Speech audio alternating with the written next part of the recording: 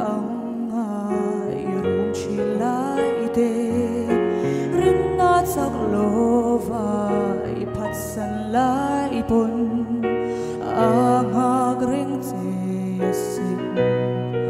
aonim swan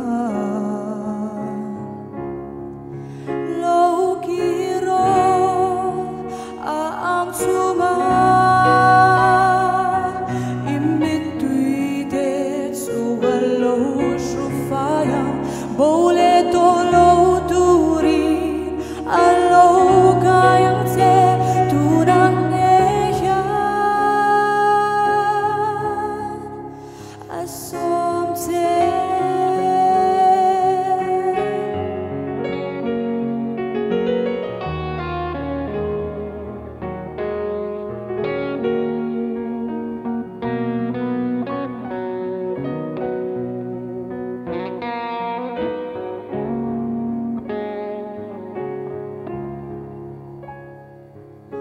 Kirto lâu tura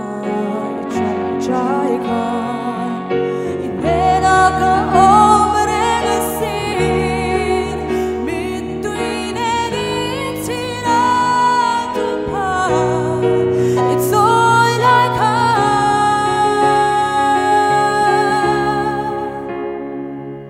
inena ka omre sin maset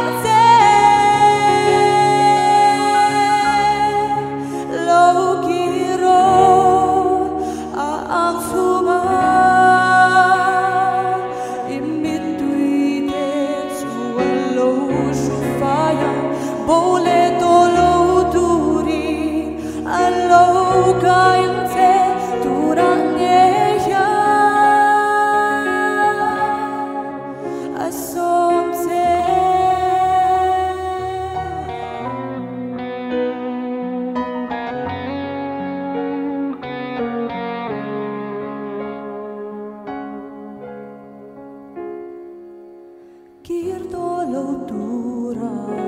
trong trái con inena ka omre sin between edin sina to pa it's all like